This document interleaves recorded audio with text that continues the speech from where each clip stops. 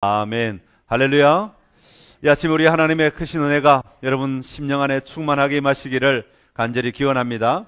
우리 2015년도에도 우리 교회가 사명으로 붙들고 나아가는 것은 예수의 생명으로 움직이는 교회라고 하는 것입니다. 우리 한번 같이 한 번 더 외쳐볼까요? 예수의 생명으로 움직이는 교회. 여러분, 우리 그리스도인은 예수의 생명으로 살아가는 사람들입니다.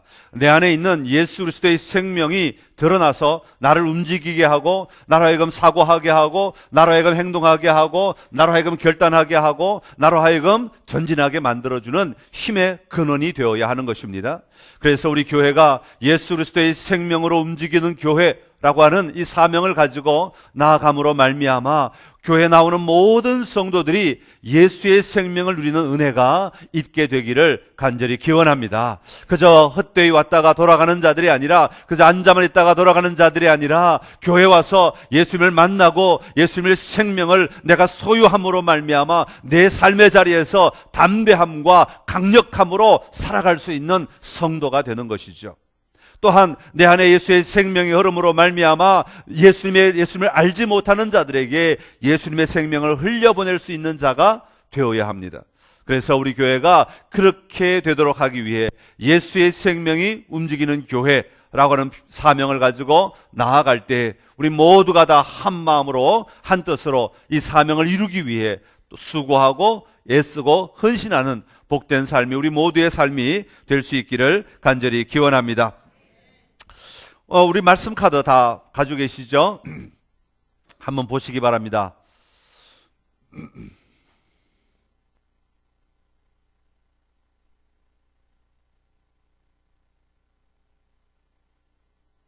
말씀 카드에 보면 뒷부분에는 성경 말씀이 있고요, 앞부분에는 기도 제목이 있습니다. 우리 먼저 뒷부분 각자에게 주신 성경 말씀 한번 볼까요? 한번 같이 성경 말씀 같이 읽겠습니다. 시작. 내가 여호와의 명령을 전하노라. 여호와께서 내게 이르시되 오늘 내가 너를 낳았도다. 내게 구하라. 내가 이방은 나라를 내 유업으로 주리니 내 소유가 땅 끝까지 이르리로다. 아멘. 아멘. 말씀 생각하시면서 계속 기도하시는 것이고요. 앞부분에 보면 교회 기도 제목이 있습니다. 우리 교회 기도 제목을 올해 처음으로 4가지를 여러분 넣었는데 우선 한 개씩 좀 보도록 하겠습니다. 먼저 첫 번째 우리 같이 읽겠습니다. 시작. 기도의 능력으로 전진하는 교회 되게 하소서. 아멘. 올 한 해 우리 교회가 여러분 계속 기도하실 때마다 이렇게 기도했으면 좋겠습니다. 기도의 능력으로 전진하게 하여 주십시오. 내 힘이 아니라, 내 지식이 아니라 내 삶의 자리에서 기도로 말미암아 하나님이 일하시는 것을 보게 하여 주옵소서. 그래서 우리가 이 모든 삶의 자리에서, 또 우리의 모든 사역의 자리에서 기도의 능력이 드러나는 우리 선창교회가 될 수 있기를 기원합니다. 모이시면 기도하고 하나님이 일하시도록, 이 사람의 생각이 아니라, 사람의 계획이 아니라, 사람의 전략이 아니라 하나님의 마음이, 하나님의 일하심이 드러나도록 우리가 끊임없이 계속해서 기도하며 기도의 능력을 구하며 사는 자들이 되어야 하겠습니다. 왜냐하면 그게 그리스도인의 당연한 자세이기 때문에 그렇습니다. 그리스도인은 교회에 나와 있다고 그리스도인이 아니라 우리가 얼마나 하나님을 신뢰하고 하나님을 의지하는가 하는 것이 그리스도인이냐 아니냐를 드러내는 것이죠. 기도의 능력으로 여러분 살아가시기를 간절히 기원합니다. 여러분 삶의 자리에서 기도의 능력으로 가시고 교회 모든 사역에서 기도의 능력으로 나아갈 수 있어야 합니다. 두 번째 기도 제목 같이 읽겠습니다. 시작. 시니어들이 일어나 꿈을 꾸는 교회 되게 하소서. 아멘. 어떤 원사님이 저에게 오셔서, 연세 많으신 원사님이 자꾸 저에게 오셔서 기도해 주십시오 하면서 말씀하시는 게, 아이고 요즘 기도가 안 돼요. 목사님 기도가 안 돼요. 큰일 났어요. 기도 좀 해 주십시오. 우리 육신이 연약해지는 것뿐만 아니라 우리의 영도 같이 연약해지는 모습들이 참 많이 있습니다. 사실은 우리가 젊었을 때부터 예수를 믿고, 젊었을 때부터 기도하고, 젊었을 때부터 하나님의 은혜를 구하고, 그리고 점점점 나이가 들면, 나이가 들어갈수록 하나님의 능력이 더 강하게 임하여서 더 기도가 풍성하고 하나님의 소망이 넘쳐나야 하는데, 어찌된 일인지 그러지 않는 경우들이 참 많이 있어요. 아마 육신이 연약해지니까 이 기도할 힘도 없어지지 않는가? 하나님을 향하여 도전할 힘도 없어지지 않는가? 그런 생각이 들어요. 그래서 우리가 이걸 기도해야 하는 거예요. 잘 되면 우리가 굳이 찾지 않아도 하나님이 계속해서 일하실 것이기 때문에 우리가 다른 기도를 해도 될 거예요. 그런데 이 기도가 지금 너무 필요해요. 여러분, 시니어는 누구부터가 시니어입니까? 제가 보니까 여기 계신 한 80%는 다 시니어들이시네요. 40대 이상이면 다 시니어 준비하셔야 됩니다. 50대부터는 본격적으로 시니어의 삶을 사셔야 되고요. 60대부터는 이제 시니어 안에 깊이 들어가 계셔야 됩니다. 그래서 다 시니어세요. 시니어 준비 안 하면 시니어의 삶을 제대로 살 수 없어요. 40대부터 준비하셔야 돼요. 40대부터 준비하지 않으면 우리의 시니어는 방황하다가 끝나고 말아요. 일하면서, 요즘 광고도 그런 게 있죠. 일하면서 사는 30년, 그리고 일 안 하고 사는 30년.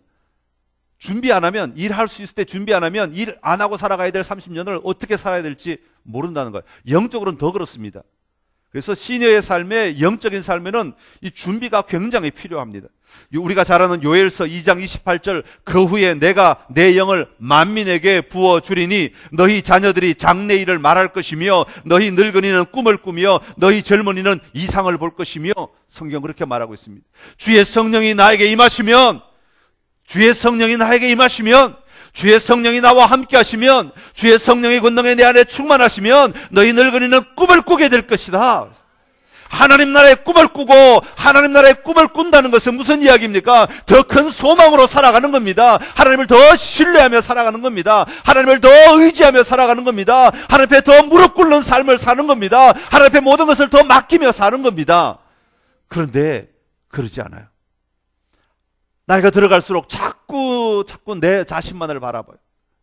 내 경력을 바라보고 내 과거를 바라보고 내가 해왔던 것만 바라보고 거기에 머물러 버려요. 아니요, 나이가 들어갈수록 이제는 우리 생각, 우리 손에 붙잡은 것 의지할 힘이 우리에게는 없습니다. 그러니까 그거 다 내려놓아야 됩니다. 그리고 점점 더 하나님을 더 의지하는 삶을 살아야 됩니다. 그래서 하나님의 뜻을 더 구해야 되는 거예요. 그래서 하나님의 나라를 더 자세하게 보여주시도록 꿈을 꾸는 자들이 되어야 하는 겁니다. 하나님 나라가 우리에게 힘을 주는 겁니다. 하나님 나라가 우리에게 능력을 주는 겁니다. 그래서 나이 드신 분들 가운데 점점 나이가 들어갈수록 하나님 나라를 본 사람과 하나님 나라를 보지 못하고 살아가는 사람의 삶은 완전히 다른 삶입니다. 여러분, 우리가 나이가 들어갈수록 하나님 나라를 보는 자들이 되어야 됩니다. 우리의 꿈을 통해 하나님의 일하심을 보는 자들이 되어야 됩니다. 우리가 죽으면 가게 될 하나님의 나라를 보고 다시 오실 주님 앞에 서게 될 하나님의 나라를 보고 함께 살아갈 하나님의 나라를 보며 사는 자들이 되어야 합니다. 이건 기도하지 않으면 안 되겠어요. 우리 교회가 함께 같이 기도해야 하겠습니다. 뭐 80, 90대신 분들을 위한 기도가 아니에요. 이 시니어를 위한 기도는 40 이상, 40대부터는 준비해야 되는 거예요. 생각하기 시작해야 되는 거예요. 50대는 실제로 이제는 삶의 자리에서 나아가는 겁니다. 그 이후에 모든 삶은 다 시니어의 삶인 거예요. 여러분, 우리 시니어들이 일어나 꿈을 꾸는 교회 되게 하소서. 분명하게 기도하시는 여러분 되기를 간절히 기원합니다.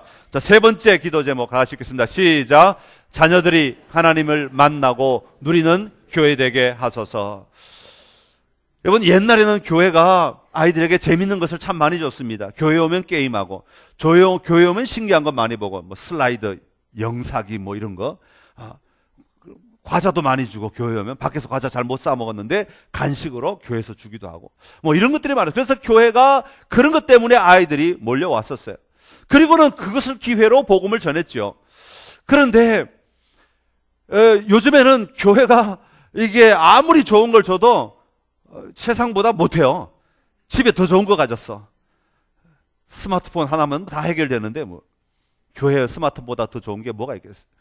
대만 간 아이들이 첫째 날 스마트폰을 못 가지니까 공황 상태에 빠진 것 같아요. 스마트만 보면 그냥 눈이 둥그레져가지고 잠깐만 빌려달라고. 근데 오늘은 괜찮은 것 같아요. 벌써 숙달, 어제 놀이공원 가서 신나게 놀았더니 다 잊어버렸어 이제. 그래서 밖에 더 좋은 게 많아요. 교회가 그런 거 줄 수 없어요. 교회가 그런 게 주는 것이 사실은 아니에요. 교회가 진짜 줘야 되는 것은 하나님을 만나게 하는 거예요. 교회 와서 재미있다, 교회 와서 즐겁다, 교회 와서 친구들 사귄다, 이것 부수적인 것들이지 이게 주가 아니에요. 핵심은 뭐예요? 교회 와서 어릴 때부터 하나님을 만나는 거예요. 여러분, 주일학교 때 하나님을 만난 사람들이 평생 그 신앙을 놓치지 않는 겁니다. 주일학교 때, 교회학교 때, 어릴 때 하나님을 만난 사람들이 평생 그 신앙 안에 사는 법을 배우게 되어 있어요. 나이 들어서 하나님을 만나면 이게 바꾸는 게 쉽지, 스위치하는 게 쉽지 않아. 세상 방식과 교회 방식이 het갈려서 교회 오면 교회식대로 눈치 봐가면서 하다가 다 교회 문만 나가면 다시 원래 모습대로 다 돌아가서 이게 스위치가 안 돼가지고 스위치를 잘 꺼야 되는데 꺼지지 않아가지고 어려워요.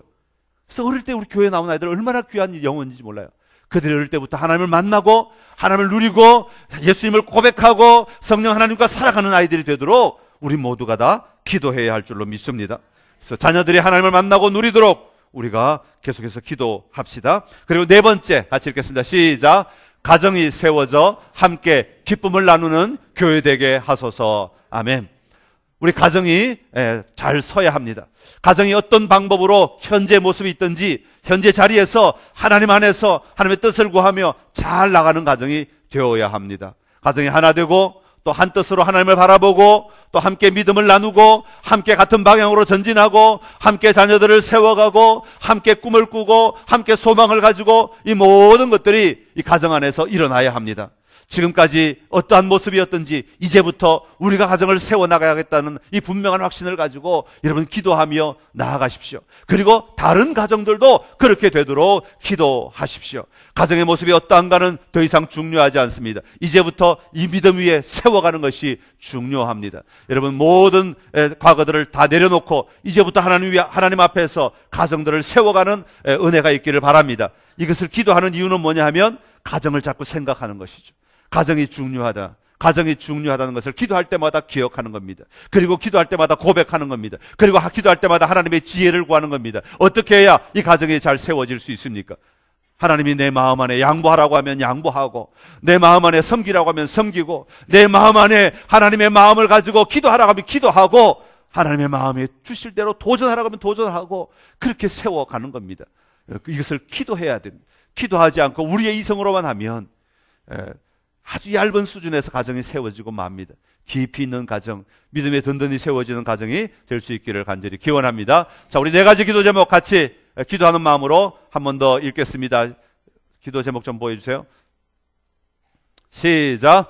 기도의 능력으로 전진하는 교회 되게 하소서. 시니어들이 일어나 꿈을 꾸는 교회 되게 하소서. 자녀들이 하나님을 만나고 누리는 교회 되게 하소서. 가정이 세워져 함께 기쁨을 나누는 교회 되게 하소서. 아멘. 자, 아주 쉽습니다. 기도, 시니어, 자녀, 가정. 기도, 시니어, 자녀, 가정.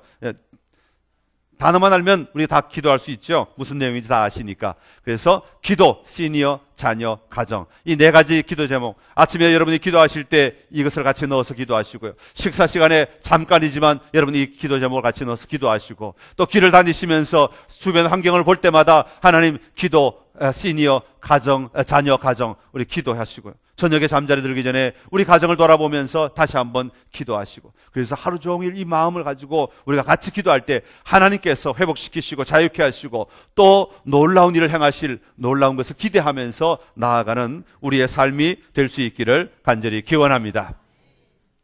오늘 말씀의 배경은 예수님께서 갈릴리 바닷가에 가셨을 때 수많은 무리들이 몰려오는 것을 보시게 됩니다. 예수님께서 갈릴리 사에 가실 때 참 많은 사람들이 그 예수님의 소식을 듣기 위해서 예수님을 만나기 위해서 예수님에게로 다가왔습니다.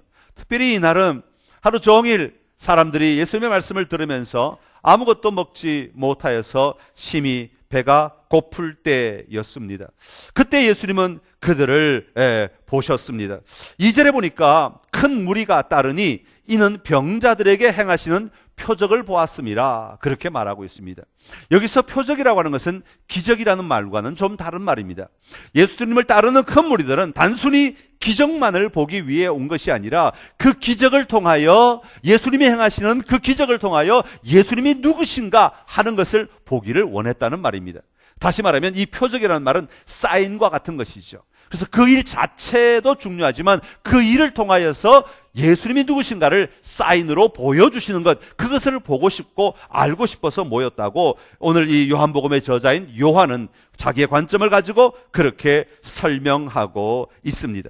그래서 예수님께서 이들에게 오셔서 이들을 가르치시고 이들을 바라보시는 그 모습을 바라보면서 예수님께서 이렇게 말씀하십니다. 5절에 보면 이렇게 말씀하십니다.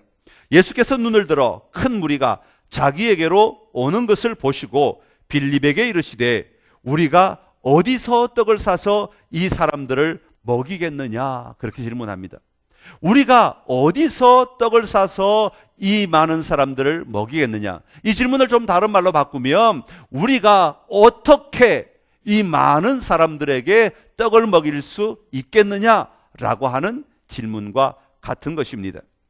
여러분, 이 질문을 예수님은 제자들에게 하고 있으신 것이죠. 왜 제자들에게 이 질문을 하셨는가 하면 6절에 보면 이렇게 말합니다. 이렇게 말씀하시면 친히 어떻게 하실지를 아시고, 예수님은 자신이 조금 있다가 뭘 해야 하실지를 이미 다 알고 계셨어요. 그렇지만 뭐 하기 위해서? 빌립을 시험하고자 하시기 위해서. 이거 빌립을 시험하거나 약 올리거나 뭐 혼내기 위해서 그런 게 아니라 그들의 이야기들을 끄집어내시기 위해서, 그들의 고백들, 그들의 속에 가지고 있는 생각들을 끄집어내시기 위해서 이 질문을 하셨다, 그렇게 이야기하고 있습니다.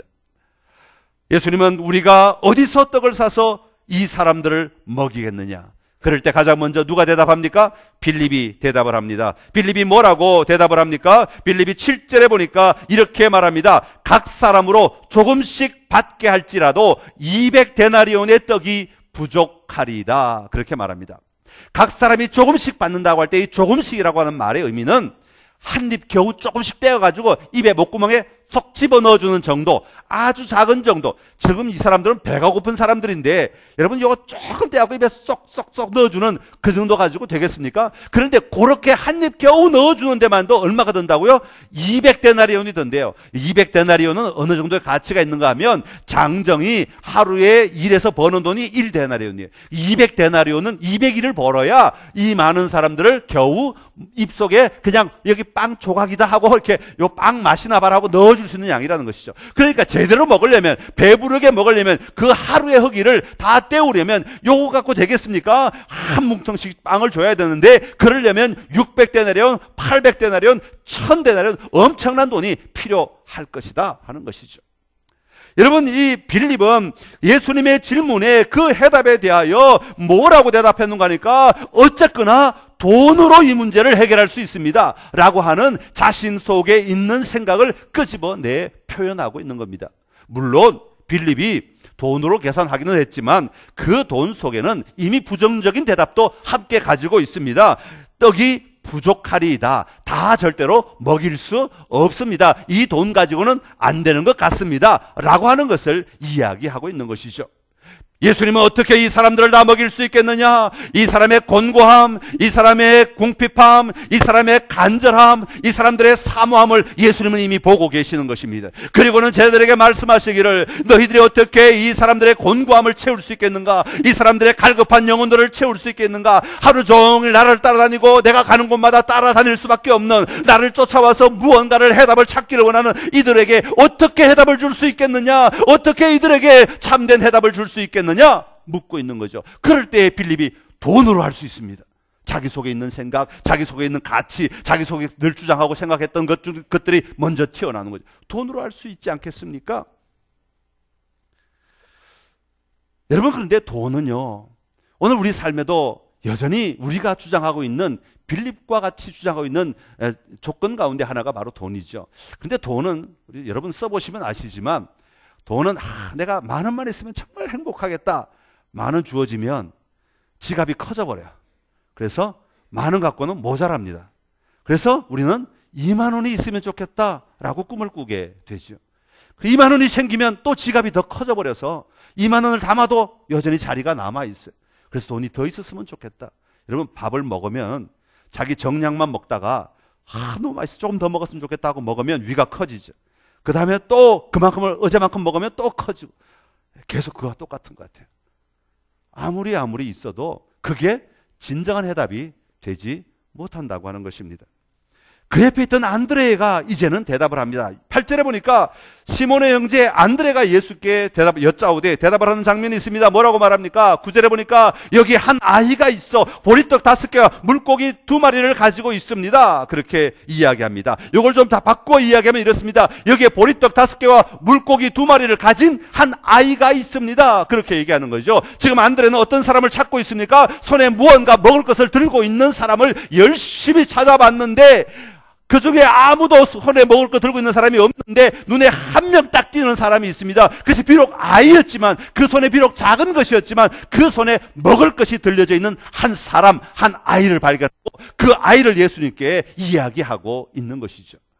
여러분, 우리가 살아가면서 어떤 문제가 일어날 때, 어떤 갈급함이 일어날 때, 어떤 곤핍함이 일어날 때 우리는 돈도 찾지만 또한 동시에 찾는 게 하나가 있습니다. 누구입니까? 누군가 이 문제를 해결해 줄 어떤 사람이 있었으면 좋겠다. 사람을 찾을 때가 얼마나 많이 있는지. 돈이 필요하면 돈이 있는 사람, 다른 어떤 것이 필요하면 그것을 가진 사람, 우리 그것이 가진 사람을 제일 먼저 우리 머릿속에서 막 굴려서 전화번호부를 쫙 뒤져가지고 가장 내가 보기에 가진 것 같은 사람, 내가 원하는 것을 가진 것 같은 사람에게 전화를 하고 도움을 요청할 때가 있죠. 우리는 사람을 의지한다는 것입니다. 그런데 또 한 명의 부류가 있습니다. 오늘 본문에는 나오지 않지만 오늘 본문이 마태, 마가, 누가, 요한 다 나오고 있는데 마태복음 14장에 보면 또 다른 한 부류의 제자들의 제안이 나옵니다. 마태복음 14장 15절의 말씀입니다. 우리 마태복음 14장 15절 같이 읽겠습니다. 저녁이 되매 제자들이 나와 이르되 이곳은 빈들이요 때도 이미 저물었으니 무리를 보내어 마을에 들어가 먹을 것을 사 먹게 하소서. 자, 여기 무슨 뜻이에요? 각자 알아서 자기 스스로 이 문제를 해결하게 하십시오라고 제안하고 있는 겁니다. 자기 자신을 의지하고 자기 자신을 신뢰하고 자기 자신이 할 수 있도록 만들어 주어야 한다라고 하는 것이죠. 여러분, 이것도 오늘날 우리 시대에 참 많이 우리를 혼란스럽게 하고 우리를 미혹하는 요소 가운데 하나입니다. 우리 스스로가 생각을 잘하면, 우리 스스로가 마음만 잘 먹으면, 우리 스스로가 무엇을 할 수 있고, 우리 스스로가 무엇을 헤쳐나갈 수 있고, 우리 스스로가 문제를 해결할 수 있다고 생각하고, 어떤 문제가 일어났을 때, 갈급함이 일어났을 때 나 스스로 해결하기 위해 돌을 닦고, 나 스스로 해결하기 위해 명상을 하고, 나 스스로 해결하기 위해 무엇에 집중하고, 나 스스로 해결하기 위해 무언가를 열심히 사모으고 무언가를 함으로 말미암아 내가 스스로 이 문제를 해결할 수 있을 것이라고 생각을 합니다. 사랑하는 성도 여러분, 그러나 우리의 근원적인 문제는 돈이나 사람이나 자기 스스로 해결할 수 있는 문제가 아니라고 성경은 우리에게 말씀하고 있습니다. 우리 인생의 근원적인 문제는 근원에서부터 찾아야 해답이 있다고 이야기하고 있습니다. 오늘 여러분 무엇 때문에 갈급해하고 있습니까? 무엇이 여러분으로 하여금 목말라 하고 있습니까? 무엇 때문에 표적 보기를 원하십니까? 우리의 근원적인 문제를 해결할 수 있는 길은 여기에 땅에 있는 것이 아니라 예수 그리스도, 우리를 창조하시고 우리를 오늘 여기 있기까지 인도하시는 예수 그리스도에게 있음을 보며 살아가는 여러분의 복된 삶이 될 수 있기를 간절히 기원합니다. 오늘 본문에 보면 예수님께서 해답을 이미 가지고 계셨다고 말씀하셨죠. 예수님이 자기 해답을 가지고 계시면서 빌립에게 돈 얘기도 끄집어내고, 안드레에게 사람의 이야기도 끄집어내고, 다른 제자들에게 자기 자신의 문제도 끄집어내게 하십니다. 그런 다음에 예수님이 해답을 보여주고 계십니다. 11절의 말씀입니다. 우리 11절 말씀 성경 보면서 우리 11절, 6장 11절 같이 읽겠습니다. 시작. 예수께서 떡을 가져 축사하신 후에 앉아있는 자들에게 나눠주시고 물고기도 그렇게 그들의 원대로 주시니라. 아멘. 예수님께서 떡을 가지셨습니다. 그리고 축사하셨다. 하나님께 올려드리셨죠. 하나님의 일하심을 가지고 오신, 하나님의 일하심을 보게 하신 것입니다. 하나님의 일하심을 드러내신 것입니다. 하나님의 동참을 우리에게 가져다 주신 것이죠. 그런 다음에 앉아있는 자들에게 나누어 주셨다. 예수님이 친히 일하고 계신 것입니다. 예수님이 친히 개입하신 것입니다. 예수님이 친히 역사하신 것입니다. 그리고 말씀하시기를 그들의 원대로 주라고 말씀하십니다. 다 있는 대로 다 주어라. 그들이 원하는 대로 주어라. 그렇게 하니까 그렇게 그들의 원대로 주시니라. 그렇게 설명하고 있습니다. 그런 다음에 남은 조각을 거두었을 때 12바구니나 찼다고 말씀하고 있습니다. 사랑하는 성도 여러분, 하나님의 개입이 우리 인생에 있을 때 우리는 우리의 진정한 갈급함, 우리의 진정한 목마름, 우리의 근원적인 문제가 해결될 수 있음을 예수님은 친히 보여주고 계시고 말씀하고 계시는 것입니다. 오늘 우리가 읽지는 않았지만 35절에 보면 이렇게 말씀하십니다. 우리 35절의 말씀 같이 함께 읽겠습니다. 예수께서 이르시되 나는 생명의 떡이니 내게 오는 자는 결코 줄이지 아니할 터이요 나를 믿는 자는 영원히 목마르지 아니하리라. 아멘. 할렐루야.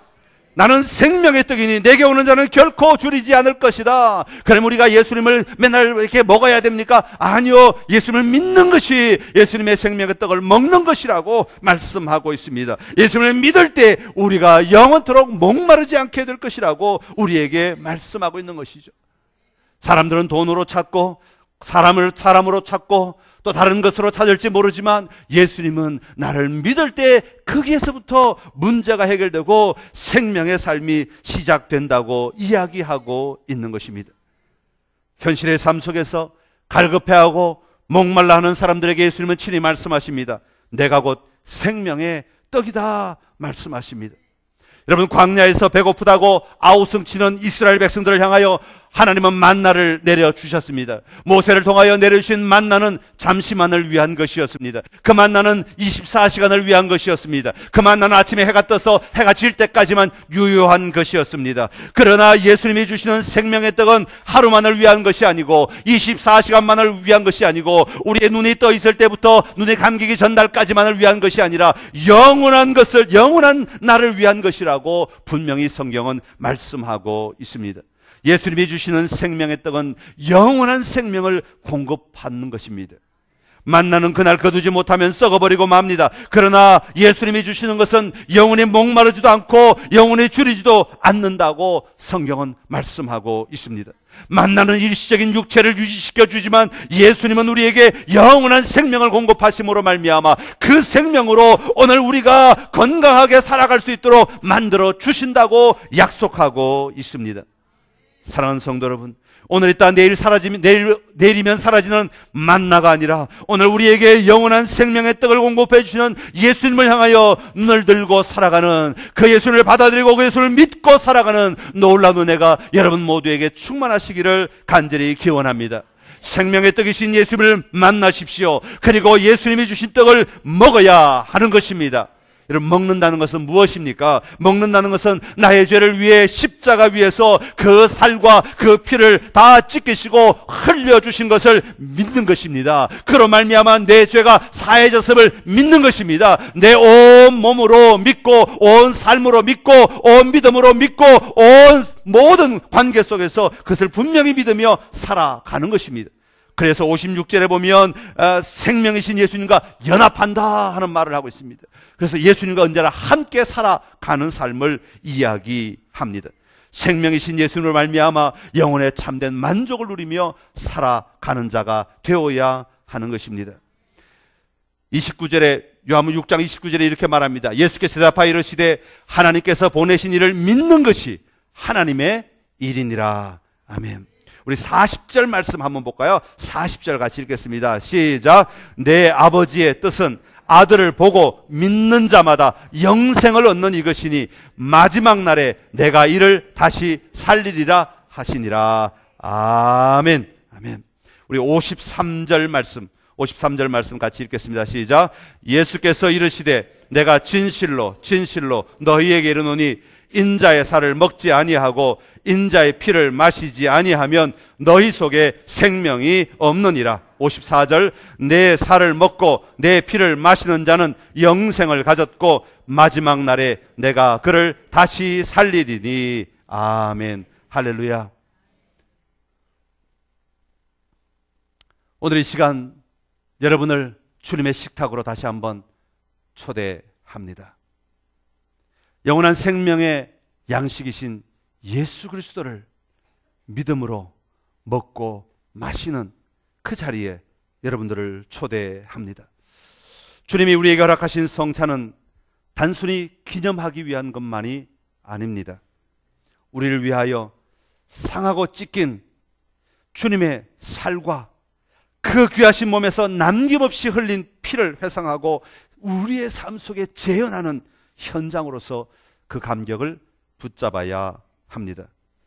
그리고 이제는 그 십자가 사건이 바로 나를 위한 것임을 날마다 고백하며 내 안에 영원한 생명이 임하였음을 믿고 그 생명 의지하고 그 생명 누리며 사는 자들이 되어야 합니다.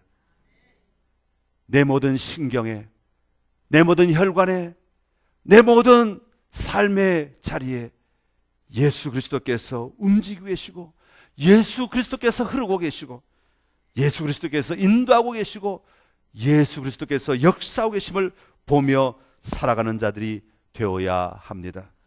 이 시간 그 성찬의 자리에 여러분들을 초대합니다. 오늘 이 성찬에 참여하는 우리가 예수님과 하나가 된 것 같이 그리스도 안에서 하나 되는 역사가 일어나기를 간절히 기원합니다. 같이 기도하겠습니다. 우리 위하여 살을 찢기시고 피를 다 흘려 주신 주님, 오늘 우리가 세상의 돈이나 사람들에게서 영원한 양식을 찾지 아니하고 주님으로부터 공급되는 생명의 떡을 먹기 위해 이 자리에 나왔습니다.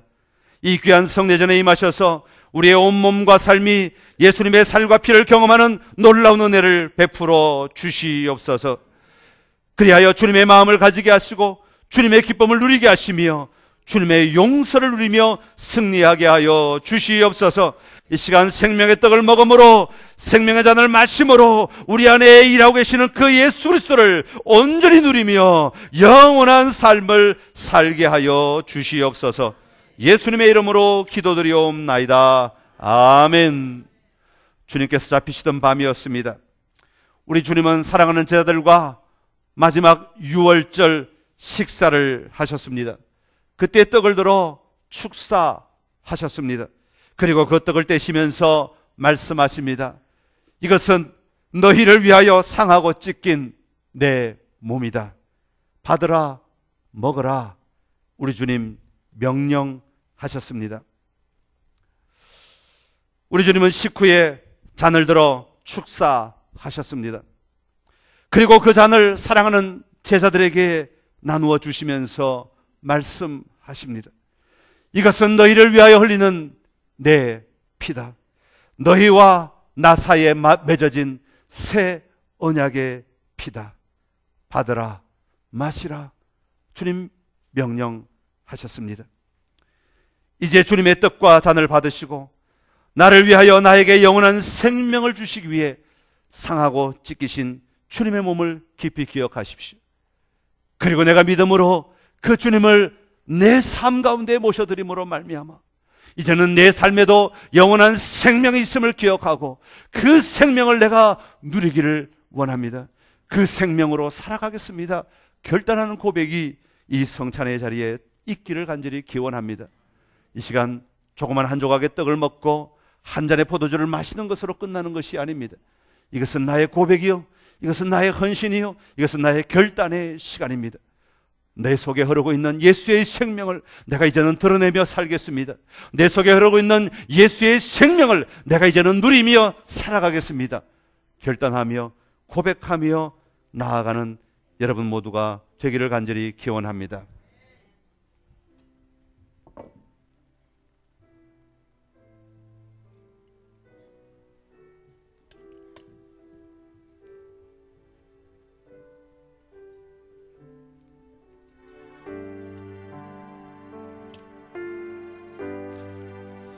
떡과 잔은 세례를 받으신 분들만 참여하실 수 있습니다. 떡을 받으시고 기도하시고 주님 앞에 결단하시고 떡을 드시기 바랍니다. 그리고 잠시 뒤에 잔은 계속해서 나누어 드립니다. 잔을 받으시고 기도하시고 여러분의 믿음을 고백하시고 그 고백 위에 잔을 드시고 그리고 잔은 여러분 의자 위에 올려두시면 됩니다.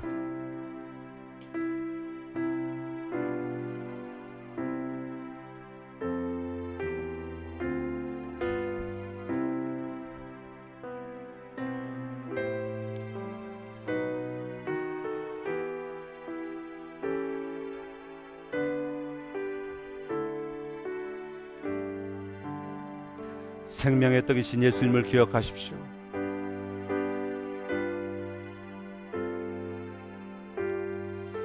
나로 하여금 새 사람을 누리게 하시기 위해, 나로 하여금 새 생명을 누리도록 하시기 위해 찢기신 주님의 몸을 기억하시고,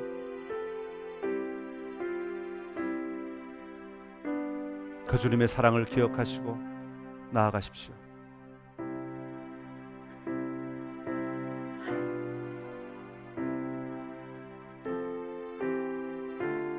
떡을 다 나누신 장로님들은 앞으로 나오시기 바랍니다.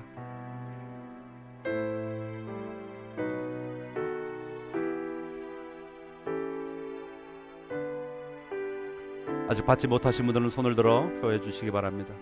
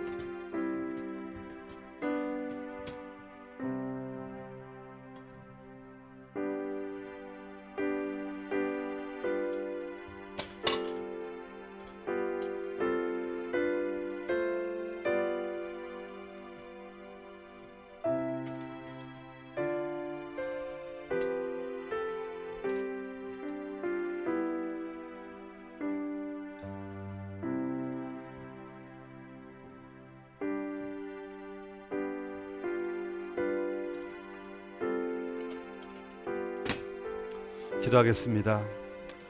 생명의 주인이신 우리 하나님 아버지, 이제 우리가 믿음의 고백으로 주님의 성찬에 참여하였습니다.